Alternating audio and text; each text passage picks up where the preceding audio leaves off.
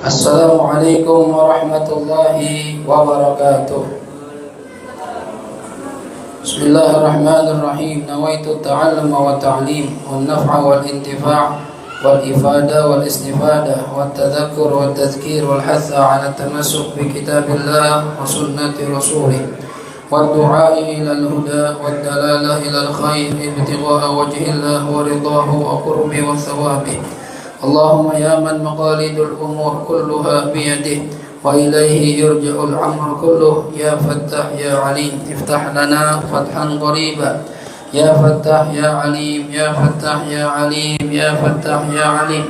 Allahumma aghnina bil ilmi wa zayyinna bil hilmi wa akrimna bit taqwa wa jammilna bil afiyah. Allahumma arzuqna fahman nabiyyin wa hifdzal mursalin wa ilhamal malaikatil muqarrabin birahmatika ya arhamar rahimin. Rabbi zidni ilma wa wasi'ni fi rizqi wa barik li fima razaqtani waj'alni mahbuban fi qulubi ibadik wa azizan fi uyunihim waj'alni wajihan fid dunya wal akhirah wa minal muqarrabin ya kathiran nawal ya hasanan fi'al ya qa'iman bila zawal ya mudian bila mithal walakal hamdu walakal minnah walakal syaraf ala kulli hal ya awwal al-awwalin wa ya akhir al-akhirin wa ya dhal quwwatil matin wa ya rahimal masakin wa ya arhamar rahimin. Sallallahu ala sayyidina Muhammadin wa ala alihi wa sahbihi wasallam. Alhamdulillahi rabbil alamin. Bismillahirrahmanirrahim. Alhamdulillahi rabbil alamin. Wassalatu wassalamu ala ashrafil anbiya wal mursalin sayyidina wa maulana Muhammadin wa ala alihi wa sahbihi ajma'in. Subhanaka la ilma lana illa ma 'allamtana innaka antal alimul hakim. Rabbi shrah li sadri wa yassir li amri wahlul 'uqdatam min lisani yafqahu qawli. Amma ba'd. Para hadirin wal hadirat segenap jamaah majelis ilmu Masjid Jami' Al-Baitul Ma'mur yang dirahmati Allah Subhanahu wa taala. Alhamdulillah, puji syukur kita panjatkan kehadirat Allah sampai malam ini kita masih panjang umur, sehat afiat, masih diberi taufik hidayah, masih bisa sholat maghrib berjamaah, masih bisa meluangkan waktu untuk mencari ilmu. Mudah-mudahan apa yang kita kerjakan ini akan mendatangkan ridha Allah Subhanahu wa taala. Amin ya rabbal alamin. Pulang dari sini mudah-mudahan dapat ilmu yang bermanfaat. Hadirin yang dirahmati Allah Subhanahu wa taala, kajian kita pada malam hari ini adalah kajian tafsir dalam kitab Tafsirul Jalalain. Kita akan membahas tafsir surah Ali Imran ayat 185. Dikatakan di sini qala musannif rahimahullahu taala wa nafa'ana bihi wa bi'ulumihi fid dharain amin. Radhiyallahu ankum wa qala radhiyallahu anhu qala Allah taala bismillahirrahmanirrahim kullu nafsin ذائقة الموت وإنما توفون أجوركم يوم القيامة فمن زحزح عن النار وأدخل الجنة فقد فاز وما الحياة الدنيا إلا متاع الغرور. Kata Allah Subhanahu wa taala, kullu nafsin dha'iqatul maut. Setiap yang berjiwa akan merasakan kematian. Hadirin rahimakumullah. Jadi mati itu enggak cuma kita doang yang rasain, semua yang punya nyawa. Binatang, ya, hewan, jin, setan, iblis, malaikat, semua akan ngerasain yang namanya mati. Jadi enggak ada yang luput dari kematian. Ya. Bahkan nanti terakhir itu yang mati siapa? Yang terakhir mati itu malaikat maut, ya, yang disebut dengan Israil. Nah, jadi ketika nanti Allah perintahkan malaikat Israfil untuk meniup trompet, ya. Kalau mati harian sih biasa tuh, nanti sebulan mati. Tapi nanti ada mati massal, seluruhnya mati. Kapan itu? Ketika nafkhatul ula, tiupan trompet yang pertama. ditiup oleh Israfil atas perintah Allah Subhanahu wa taala ketika terjadinya kiamat. Jadi begitu dia niup trompet, semua alam semesta ini hancur lebur. Hancur lebur. Saking kerasnya suara trompet Israfil. Bayangin, Israfil itu dia punya trompet yang panjangnya dari timur ke barat alam semesta. Bukan timur ke barat bumi, ya. Itu mah skalanya kecil, walaupun begitu gede, ya. Timur ke barat alam semesta. Ini bumi ini kan bagian dari galaksi, ya. Berputar mengelilingi matahari. Matahari lebih gede dari bumi, ya. Dan ini baru satu galaksi, belum lagi jutaan galaksi yang lain yang kita belum nyampe ilmunya.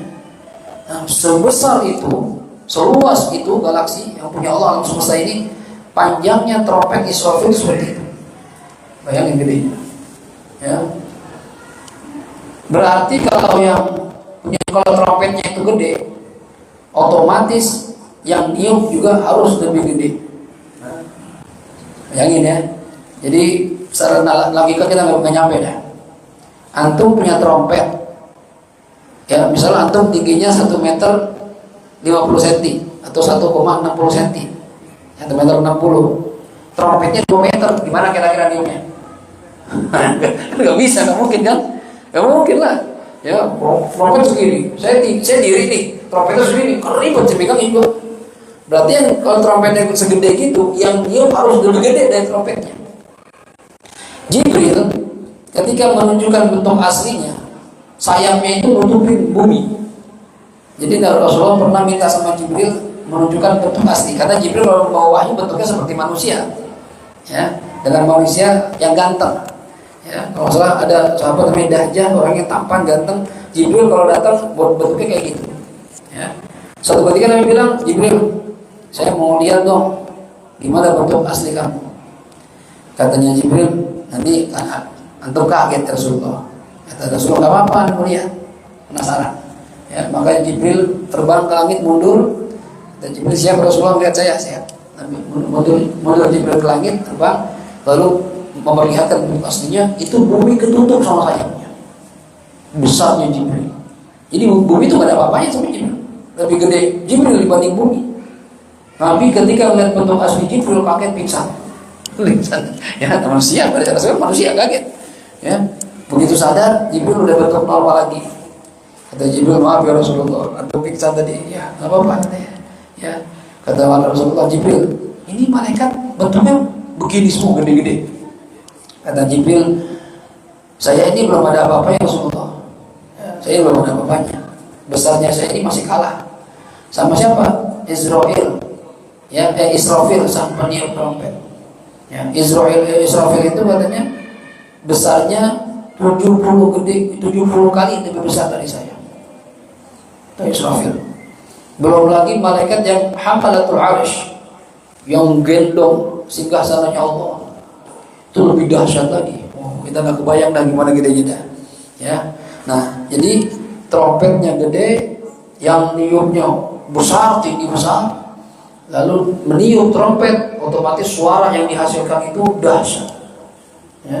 Makanya saking kerasnya suara trompet Israfil, alam semesta hancur semua, hancur lebur, nggak kuat dengarnya. Ya. Kadang kita kalau ada musik keras, konser, saking gedenya tuh suara, kaca bisa pecah, nggak kuat nahannya. Apalagi ini suara trompet Israfil. Ya. Sampai sekarang sih saya nggak pernah nemu bentuk suaranya gimana tuh. Apa tetolet, atau gimana? Saya nggak paham dari bunyinya. Di hadis nggak ada tuh. Pokoknya ditiup aja dah. Ya, saking dahsyat tuh itu gimana saya paham. Nggak ngerti dah bunyi gimana. Tapi pasti menyeramkan. Ya.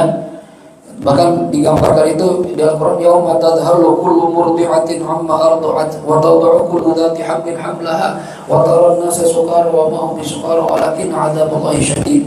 Nanti di hari kiamat ketika trompet ditiup, itu emak yang lagi nyusuin ibu, nyusuin anaknya ditinggalin saking takutnya. Secara logika, ibu itu nggak ada yang rela ninggalin anak, benar enggak? Ibu kalau anak-anak kenapa-napa, peluk gitu, dibawa lari, saking takutnya anak ditinggalin. Ya. Dan orang yang lagi hamil saking kagetnya keguguran, lahir satu juga. Ya. Kata Rasulullah, Allah, ente melihat orang-orang seperti pada mabuk, kebingungan. Bingung kenapa? Melihat alam semesta hancur. Saat itu semuanya mati. Yang tersisa siapa? Ru'asaul malaika, Jibril, Mikail, Israfil, Israil, Habalatul Arsh. Masih hidup. Ya. Lalu setelah tiupan yang menghancurkan itu, Allah manggil malaikat maut. Israil, sini. Kata Allah. Siapa yang masih hidup? Kata Israil, engkau lebih mengerti dari hamba-Mu ya Allah.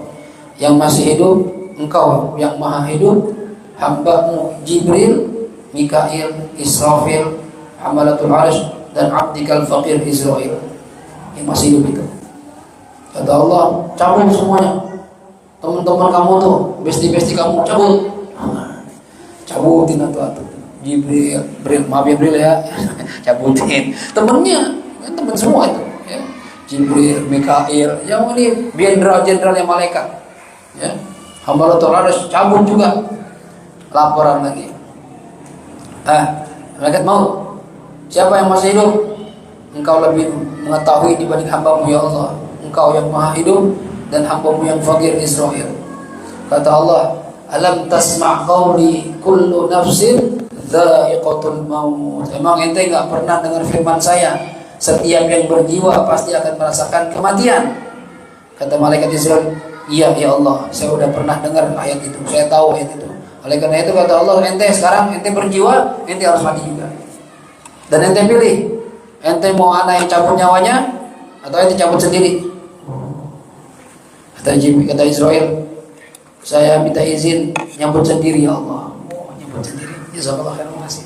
Ya, akhirnya Israel mencabut nyawanya sendiri dan dia teriak kesakitan. Ya. Kata Israel, kalau saya tahu tercabut nyawa itu sakit banget, saya bakal nyambut nyawa orang dengan pelan-pelan dulu. Ya, sakit. Malaikat aja yang gede kesakitan. Ya, apalagi kita. Tuh. Ini Allah katakan kullu nafsin dha'iqatul maut. Ya. Artinya apa? Setiap roh itu akan merasakan kematian pada tubuhnya. Kalau rohnya nggak mati, ingat ya, roh itu nggak mati. Ya, makanya kita kalau ziarah kubur kan, Allahumma rabbal arwahil baqiyah wal ajsadil faniyah wal 'idhamin nakhirah. Ya, ya Allah, wahai ya Tuhan, roh yang kekal dan badan yang binasa. Jadi yang binasa itu badan, roh enggak, roh kekal. Ya, dari mulai Allah ciptakan di alam arwah sampai nanti masuk surga, roh itu ada. Nah, begitu orang meninggal dunia, setiap tubuh yang ada rohnya akan ngerasain ya kematian. Roh itu akan ngerasain kematian pada tubuhnya masing-masing. Nah ya, setelah dicabut udah nggak dibalikin lagi kecuali nanti ketika tiupan trompet yang kedua di mahsyar. Ketika Allah bangkitkan semua makhluk, Allah turun ditiup lagi trompet, ya. Allah turunkan air sperma, hujan sperma di mahsyar itu, semua makhluk tumbuh keluar dari tanah mahsyar seperti kata Rasulullah, rumput tumbuh yang kena siraman air hujan. Ya, lalu ditiupkan trompet yang kedua, tetolet gitu ya. Itu dari trompet itu roh keluar semua dari lubang-lubang trompet mencari pemilik tubuhnya, berterbang-terbangan masuk hidup lagi. Dan nanti kita, kata para ulama di tafsir itu, ketika dibangkitkan lagi, badan kita nggak segini hadirin, gede-gede kayak raksasa. Bahkan digambarkan satu gigi geraham kita ini gedenya seperti gunung Uhud. Serem kan? Gitu baru giginya satu. Karena mulut kita ada 34 gigi. Berapa gedenya mulutnya? Kalau mulutnya gede, berapa gede badannya? Ya masa mulut doang yang gede, badan kecil kan lucu ya. Gede semua tuh. Oh, serem. Kapan terjadi? Ntar di mahsyar. Matahari, bukan matahari sekarang, matahari yang lebih panas lagi, lebih gede lagi, didekatkan, ditaruh di tengah-tengah. Ada dalam riwayat, ada yang mengatakan 1 dhira jarak antara kita dengan matahari, mahsyar. Orang semua kepanasan, semua keringetan, ada yang keringatnya sampai mata kaki, ada yang sampai dengkul, sampai paha, sampai pinggang, sampai dada, sampai leher, bahkan ada yang tenggelam dengan keringatnya sendiri, sedangkan orang lain di sampingnya nggak kenapa-napa, kata Rasulullah SAW. Semua tergantung dosa-dosa. Panasnya luar biasa, ya, panas hadirin. Kemarin saya liburan ke hotel, hotel ya. Lagi promo, ya murah, ya kan. Pro hotel bintang 4. Ya. Di hotel itu ada saunanya, ada sauna, ada steam, ada kolam air hangat, ada kolam air dingin. Semua gratis, tapi bayar dah ya, termasuk fasilitas. Saya baru cobain sauna tuh di hotel, ya, dengan suhu 70 derajat. Bayangin, kita kalau sehari-hari siang hari itu Jakarta paling suhunya 36 derajat, 37 aja panas banget. Ini 70 derajat. Saya masuk situ, cobain, biar jadi orang kaya, hati-hati, sebetulnya jadi orang kaya. Ya. Begitu masuk, ya, sauna, masya Allah, panasnya hadirin. Saya langsung kebayang tuh, apa yang saya bayangin? Ya Allah, kalau saya masuk neraka, di sini aja saya nggak kuat. Gimana neraka hadirin? Itu baru 70 derajat itu udah, baru 10 menit gobios, keringetan, nggak kuat nih, ya masya Allah, luar biasa tuh. Itu baru panas 70 derajat. Sedangkan api dunia nih kalau dikumpulin, yang ada di kompor, dikorek, ya, di rokok, di gunung berapi, itu api dunia itu diambil dari mana sumbernya? Diambil dari uapnya neraka jahanam, bukan apinya, uapnya. Antum kalau masak air panas kan mendidih tuh, antum buka panci ada uapnya. Nah, itu uapnya diambil sama malaikat, lalu direndam di laut 3000 tahun kalau saya nggak salah di dalam kitab itu. Direndam 3000 tahun, buat apa direndam? Biar rada adem. Antum kalau punya telur matang, telur rebus panas, mau dibuka susah, diapain dulu? Rendam dulu kan, biar nggak terlalu panas. Itu uap neraka jahanam direndam di laut berapa lama? 3000 tahun. Karena kalau langsung taruh di bumi, meleleh semuanya, nggak kuat. Baru uapnya doang, bumi udah meleleh. Diademin baru dibagi-bagi itu. Sekarang yang kita rasain api itu semua dari uap neraka jahanam yang sudah didinginkan 3000 tahun. Lalu bagaimana sumber apinya? Masya Allah. Ya, saat itu saya pikir, ya Allah, ya, nggak berani dah, ya, nggak berani masuk neraka, udah takut dah, nggak berani dah kita. Sauna aja nggak kuat, ya, apalagi di neraka jahanam nanti, ngeri, ya. Makanya kalau nggak berani sama neraka, jangan maksiat, jangan maksiat. Kalau masuk neraka itu jangan, paling gampang, paling nggak panas banget. Kata siapa itu? Kemarin ada orang bikin AI, ya, video menghina neraka. Dia seakan-akan masuk neraka, ya, dalam danau neraka. Dia bilang begini di videonya, tapi pakai AI. Ah, neraka hangat, nggak panas-panas banget. Mana teman-teman, ayo sini ngumpul. Aduh, kita enak nih ngumpul lagi di sini. Ya Allah, itu menghina neraka itu bisa murtad itu. Meremehkan azab Allah Subhanahu wa taala. Terus kalau udah kena masuk, bertorasi ini. Masya Allah. Digambarkan sama Rasulullah panasnya neraka, nih panas neraka nih. Yang paling ringan, kaki kita diletakkan di pinggir danau jahanam. Ini danau. Kita nggak disuruh masuk, itu danau panas, mendidih, ya, bau darah, bau busuk danaunya itu. Kita nggak disuruh masuk, disuruh duduk pinggiran. Ada batu gitu, kita duduk nih, kayak saya duduk nih. Kan namanya danau kan ada air beriak ya, air danau ada apa, ombak-ombak kecil gitu kan, pinggir-pinggir ke tepian danau. Kaki saya nih, telapak saya kena air itu, baru telapak doang, nggak sampai betis, telapaknya doang. Itu panasnya langsung membuat otak saya dan tubuh saya mendidih meleleh. Bayangin yang kena panas telapak kaki, yang kebakar sampai otak-otak meleleh. Itu baru telapak doang. Oh, gimana kalau kita suruh nyemplung ke danau jahanam? Oh, kita nggak kuat. Ya, jadi saya menasihati diri saya pribadi dan antum semuanya, jangan coba-coba nantang Allah untuk masuk neraka. Jangan, nggak kuat kita ini, nggak bakal kuat. Ya, dan di sana ntar kita lama. Kok bisa? Iya, Kita dibalas sesuai perbuatan kita. Antum maksiat di bumi, di dunia sehari aja. Ya, ditimbang nih.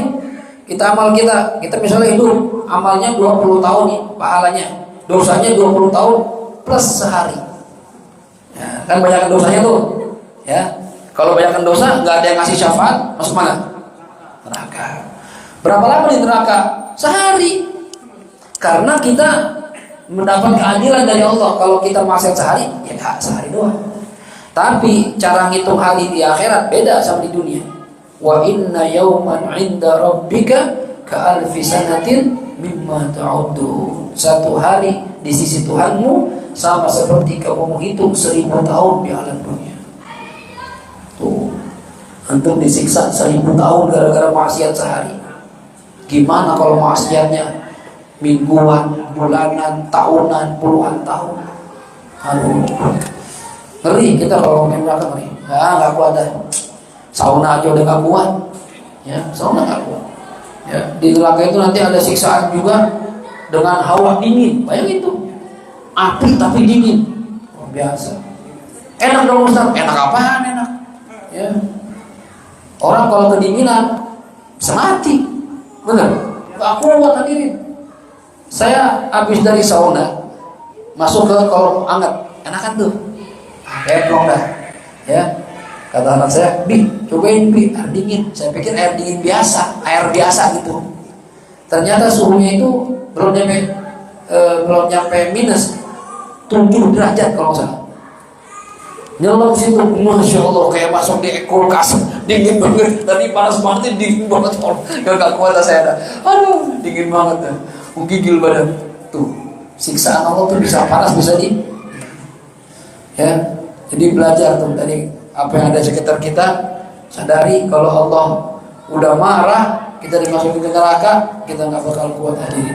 Makanya Nabi mengajarkan doa tiap habis subuh sama habis maghrib, Allahumma ajirni minan nar. Allahumma ajirni minan nar. Allahumma ajirni minan nar. Dibaca 7 kali habis maghrib dan habis subuh. Ya Allah, selamatkan saya dari api neraka. Gak kuat, gak ada yang kuat. Jangan dah. Ya, dari dunia nih kita hidup di dunia nurut aja sama Allah, dah nurut aja dah. Fit, jangan mabuk ya. Iya ya Allah. Fit, jangan zina ya. Iya ya Allah. Jangan nyolong, iya. Jangan pegang paha cewek. Iya. Tahan aja dulu, tahan. Sampai kapan? Sampai nanti kita mati. Begitu mati, ntar tinggal kalau kasih hadiah. Nah, udah nurut kan? Nah, sekarang tidur seperti pengantin baru. Ntar tunggu kiamat, bangun masuk surga. Kan enak. Ya, oke, kita nurut aja sama Allah. Jangan melawan Allah. Kullu nafsin dha'iqatul maut. Nah, tapi ada sebagian orang yang rohnya itu dikembalikan. Siapa itu? Hatta wa umumul ayat yashkur hatta syuhada wal anbiya wal malaika. Ya. Jadi sebenarnya kalau ayat ini hatta nabi, orang yang mati syahid, para malaikat itu kan termasuk yang punya nyawa, semua bakal mati. Benar enggak? Mati semua. Tapi ada ayat Allah bilang wala tahsabannal ladzina qutilu fi sabilillahi amwata bal ahya'un 'inda rabbihim yurzaqun. Nah, ini gimana Ustaz? Jangan pernah kalian menyangka bahwasannya, jangan pernah kamu mengira orang-orang yang terbunuh di jalan Allah, yang mati syahid itu mati, tapi mereka hidup. Kok hidup Ustaz? Tadi katanya mati. Nah, semua dicabut dulu nyawanya. Nabi pun dicabut nyawanya. Semua ngerasain. Tapi ya, orang-orang khusus ini, para syuhada, para anbiya, para malaikat, rohnya dikembalikan lagi oleh Allah Subhanahu wa ta'ala. Jadi para nabi, para rasul di kuburan hidup hadirin. Hidup ya. Bahkan para aulia itu ada yang mencapai derajat bisa melihat Rasulullah yaqadzatan. Yaqadzatan itu dalam kondisi sadar, bukan tidur. Kalau mimpi banyak. Ada nggak yang pernah mimpi ketemu Rasulullah? Berusaha hadirin, ikutin sunnah Nabi, taat sama Allah, ikutin sunnah Nabi, banyakin sholawat. Siapa tahu ntar kita dapat kesempatan melihat Nabi walaupun di mimpi. Amin ya Rabbal. Walaupun sekali, nikmat hadirin. Ketemu ke Nabi, nikmat. Ya, masya Allah. Jadi kita mungkin nggak nyampe derajat bisa melihat Nabi secara begini nih, sadar. Mungkin kita jauh dah. Kalau mimpi masih bisa. ayo diusahain. Ya. Nah, tapi ada para aulia ketemu Nabi mimpi. Nggak mimpi, langsung begini nih. Bahkan sebagian para aulia itu kalau lagi ngarang kitab, ingin menukil satu hadis, ragu ini hadis Nabi pernah ngomong apa enggak. Dia doa, tawasul, minta nanya sama Nabi, Nabi datang langsung. Ada apa? Kata Nabi. Ya Rasulullah, aku pernah ngomong ini enggak? Oh pernah, kalau pernah saya tulis, kalau enggak gitu. Sampai segitunya tuh. Ada para aulia yang nyampe derajat seperti itu. Ya mudah-mudahan kita bisa menjadi wali-walinya Allah Subhanahu wa taala. Ya walaupun diukur amal sih nggak mungkin ya. Ya orang-orang kayak saya gitu jadi wali. Sudah berat dah ya. Nggak nyampe dah ya. Tapi yang penting kita Umar jadi benar aja dah, jadi orang benar gitu dah. Yang bagus dah. Walaupun belum jadi wali Allah nggak apa-apa, jadi orang benar aja dah. Ya yang taat sama Allah Subhanahu wa taala. Baik. Kullu nafsin dha'iqatul maut ya. Kemudian wa innama tuwaffawna, dan pastinya tuwaffawna ya akan diberikan ya, akan dibalas ujurakum, pahala-pahala kalian. Maksud pahala ini balasan-balasan amal perbuatan kalian kapan? Yaumul qiyamah, di hari kiamat. Nanti amal kita baru kita sadar perbuatan kita sekarang di dunia nih, mau yang baik, mau yang gak baik, ada balasan kita di hari kiamat. Ya. Kemudian kata Allah, "Faman zuhziha 'anil nar", barang siapa zuhziha yang dijauhkan, ay bu'ida, dijauhkan, 'anil nari, dari api neraka, wa udkhilal jannah, dan dimasukkan dia ke dalam surga, faqad faz, maka sungguh dia telah memperoleh keberuntungan atau kemenangan. Jadi keberuntungan yang paling mentok terakhir itu ya, yang mudah-mudahan kita dapat, kita dijauhkan dari neraka, dimasukkan ke dalam surga. Ini permintaan kita yang paling terakhir, jauh dari neraka dan masuk surga. Ini orang awam kayak kita ya, orang awam itu ya. Kalau para arif billah, para wali-wali Allah, harapannya nggak kayak kita. Bahkan ada wali perempuan namanya Rabi'atul Adawiyah. Beliau bermunajat begini, coba antum berani nggak munajat begini? Ya Allah, kalau saya ibadah karena mengharap surgamu, maka jauhkan saya dari surgamu. Kita ibadah ngapain? Kenapa ibadah? Masuk surga. Nah, puasa ngapain puasa? Ramadan mau masuk surga. Ngapal Quran ngapain? Mau masuk surga. Tapi ini Rabi'atul Adawiyah, ya Allah, kalau saya ibadah mengharap masuk surgamu, jauhkan saya dari surga. Lihat tuh. Dan kalau saya menghindari maksiat, takut akan nerakamu, ya karena takut sama neraka, masukkan saya ke dalam nerakamu. Ente kenapa nggak mau mabuk? Takut? Ente kenapa? Ya nggak mau zina? Takut masuk neraka? Ya kenapa nggak murtad? Takut masuk neraka. Berarti kan nggak maksiat, takut masuk neraka. Ini level kita nih. Tapi Rabi'ah bilang, kalau saya tidak maksiat karena takut akan nerakamu, masukkan saya ke dalam nerakamu. Oh, udah. Ya, berat ini, berat, levelnya berat. Jadi dia ibadah, kenapa alasannya? Gak maksiat, kenapa alasannya? Ibadah saya ya Allah, menjauhkan diri saya dari maksiat ya Allah, karena saya mengharap ridho-Mu. Saya cuma pengen bikin kamu senang sama saya. Wa annaka ahlan bidzalik, dan kau memang pantas untuk saya ibadahi. Jadi saya sholat, saya puasa, saya nggak maksiat, saya nggak peduli neraka apa surga, nggak peduli. Saya cuma pengen mencari cinta-Mu ya Allah. Cintai saya ya Allah. Tuh, itu dia Rabbi. Ya, saya nggak peduli. Engkau cinta sama saya, masuk neraka nggak apa-apa. Yang penting kau cinta sama saya. Ya, engkau cinta sama saya nggak masuk surga, nggak apa-apa. Yang penting kau cinta sama saya. Kau lihat tuh. Ini apa namanya, tujuan tertinggi orang ibadah, mencari ridho Allah. Secara logika, kalau kita sudah bisa bikin Allah jatuh cinta sama kita, bikin Allah sayang sama kita, kira-kira kalau Allah udah sayang, udah cinta, tega nggak Allah nyiksa kita? Mungkin. Jangan Allah, kita aja cinta sama orang, kita bikin seneng dia, bener. Sampai kita rela kita ngutang-ngutang. Ntar ini kalau jadi seorang suami, jadi ayah, ya saya pernah bilang sama istri begini, Bun, abang dulu berjaka, hampir gak pernah ngutang, tapi begitu jadi suami, jadi ayah, ngutang banyak banget. Walaupun anak istri gak ada yang tahu saya ngutang. Kenapa saya rela ngutang? Apa alasannya? Cinta. Biarin dah, anak makan, istri makan enak, kita punya bikin utang, gak apa-apa dah. Kenapa cinta? Itu cinta makhluk kepada makhluk. Bagaimana cinta sang Khalik kepada makhluknya? Kalau Allah udah jatuh cinta sama kita, gak mungkin disakitin. Yang ada dikasih apa aja. Lihat Nabi kita Muhammad SAW, kasih Allah, mau minta apa aja dikasih sama Allah, apa aja. Ya, bahkan orang kalau udah cinta, ya, tanpa diminta dia bakal ngasih hadiah yang spesial. Benar enggak? Iya, orang udah cinta gitu. Cinta sama istri, anniversary, punya duit, tiba-tiba datang, beb, nih hadiah. Buka amplop, apa nih bang? Ternyata isinya tiket PP Jakarta Australia. Jalan-jalan ya kan? Nggak diminta, tapi cinta. Apalagi Allah.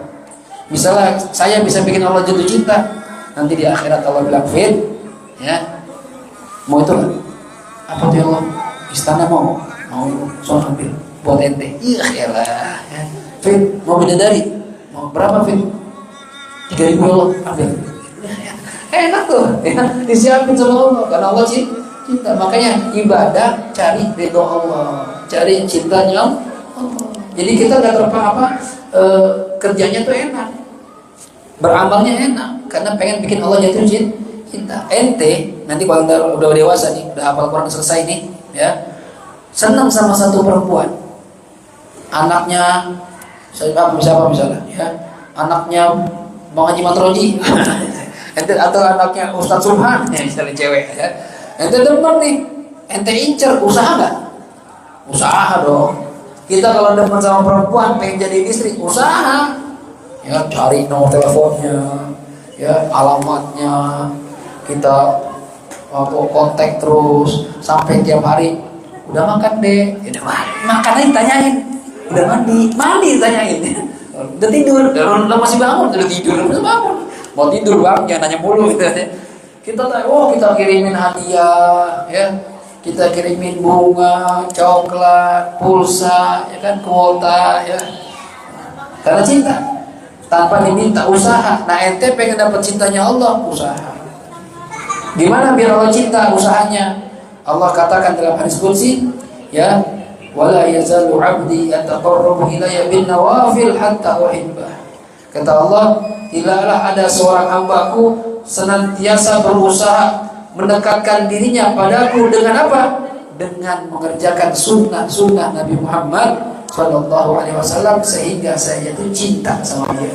Antum kalau pengen dapat cinta Allah, ikutin Nabi. Nih, Allah kasih cara. Pengen Allah cinta, ikutin Nabi. Yang wajib kerjain, yang sunnah kerjain. Nanti Allah cinta tuh. Kalau Allah udah cinta, apa aja gampang urusan. Kalau minta apa aja kata Allah, saya bakal kasih. Jadi kenapa kok kita sampai saat ini punya hajat susah banget dari kasih-kasih? Kurang dekat sama Allah. Ya, deketin diri. Rajin-rajin sholat sunnah, qobliyah ba'diyah jangan tinggal, duha jangan tinggal, witir jangan tinggal, baca Quran, sedekah, bangun malam, sebisa kita dah. Yang kita bisa apa? Sunnah-sunnah Nabi yang kita bisa hidupin apa? Kerjain. Biar Allah cinta. Gitu ya. Baik.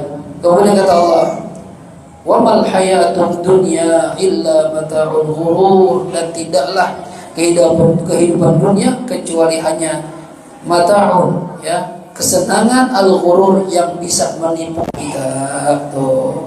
Semua keindahan dunia ini adalah tipuan. Arti tipuan ini bisa menipu kita, hadirin. Orang gara-gara pengen punya dunia sampai rela gak ibadah. Ada gak? Ada. Ya, gara-gara ngejar dunia, sholatnya kagak. Ntar Ramadan gara-gara ngejar dunia, nggak mau puasa. Benar?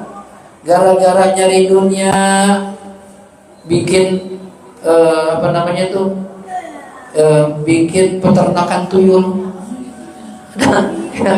Ada film namanya Pamali, ya, jadi Pamali itu orang pengen kaya pakai apa? Miara tuyul, jadi bikin peternakan tuyul.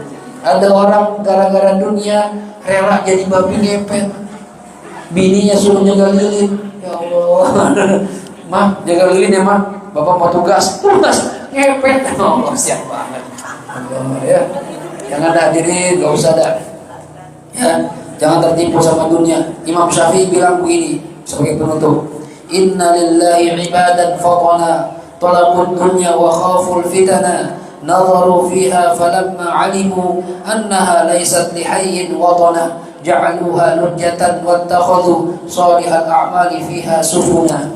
Inna lillahi ibadan, kata Imam Syafi'i, sesungguhnya Allah memiliki para hamba-hambanya fatana yang pintar. Siapa yang pintar? Hamba Allah itu, kata Imam Syafi'i, tolakut dunia, dia menceraikan dunia, meninggalkan dunia, wa khaful fitnah, dan mereka takut akan ujian dunia. Dunia ditinggalin. Nazaru fiha, orang-orang ini melihat dunia itu, falamma alimu, ketika dia tahu, annaha laysat lihayyin watana, bahwasanya dunia bukan tempat tinggal kita. Kan dunia cuma sementara doang, bukan tanah air kita, bukan kampung halaman. Dunia ini sementara doang. Dunia tempat sementara, numpang lewat doang, bukan kampung halaman. Karena tahu itu bukan kampung halaman, ja'aluha lujjatan, maka mereka menjadikan dunia ini sama seperti lautan, wattakhadhu shalihal a'mal fiha sufunan, dan dijadikan amal soleh sebagai perahu untuk mengarungi dunia. Kita tahu dunia ini laut, berarti kita perlu perahu. Apa perahunya? Amal soleh. Untuk nyampe ke ujung, perbanyak amal soleh, perbaiki perahu kita, amal soleh kita. Itu hadirin, kata Imam Syafi'i, ya. Ayo berusaha masing-masing. Ini adik-adik saya ingetin, mumpung masih remaja, masih enak nih, ya. Maksiat, dosa masih belum banyak. Kalau saya udah banyak dosanya, ya. Saya kan tua duluan, jadi saya maksiat duluan, ini banyak dosanya saya. Ya, antum masih muda, masih mungkin ada yang belum balik, mungkin belum ada dosanya. Udah dari muda tuh jaga diri, isi sama ibadah, jangan maksiat sampai tua. Yang udah tua-tua nih, ya, sama kayak saya udah tua-tua, istighfar yang banyak, taubat yang banyak. Karena orang yang udah makin tua itu artinya makin dekat sama yang namanya mati. Yang mau nyari apa lagi? Nyari janda, bisa janda ya. Saya juga bisa nyari janda. Mau ngapain? Nah, urusin aja diri kita, ibadah yang benar. Siap persiapkan kematian dengan ibadah. Mudah-mudahan mati lagi ibadah sama Allah Subhanahu wa ta'ala. Amin ya rabbal alamin. Kemudian Allah katakan di ayat berikutnya, la tublawunna fi amwalikum wa anfusikum. Ya, kita bakal diuji sama Allah, ya. Karena kalau udah beriman, aku beriman, ada ujiannya. Ente mau dapat surga, diuji dulu, ya. Ente mau dapat hadiah, ujian dulu, kan gitu. Mau naik kelas, ujian dulu. Diuji gimana? Nanti Allah bilang, saya bakal uji kalian. Di ayat berikutnya, insya Allah di pengajian kita berikutnya. Al-Fatihah. A'udzubillahi minasyaitonirrajim. Bismillahirrahmanirrahim. Alhamdulillahirabbil alamin. Ar-Rahmanir Rahim. Maliki yaumiddin. Iyyaka na'budu wa iyyaka nasta'in. Ihdinas siratal mustaqim. Siratal ladzina an'amta 'alaihim ghairil maghdubi 'alaihim waladdallin. Amin. Allahumma arhamna bil Qur'an waj'alhu lana imaman wa nuran wa hudan wa rahmah. Allahumma dhakkirna minhu ma nusina wa 'allimna minhu ma jahilna warzuqna tilawatahu ana al-layli wa atrafan nahar waj'alhu lana hujjatan ya rabbal alamin. Ya Hayyu ya Qayyum برحمتك نستغيث من عذابك نستجير أصلح لنا شأننا كله ولا تكلنا إلى أنفسنا طرفة عين يا الله بها يا الله بها يا الله بحسن الخاتمة بفضل دعواه فيها سبحانك اللهم وتحيتهم فيها سلام وآخر دعواهم أن الحمد لله رب العالمين سبحانك اللهم وبحمدك أشهد أن لا إله إلا أنت أستغفرك وأتوب إليك والسلام عليكم ورحمة الله وبركاته.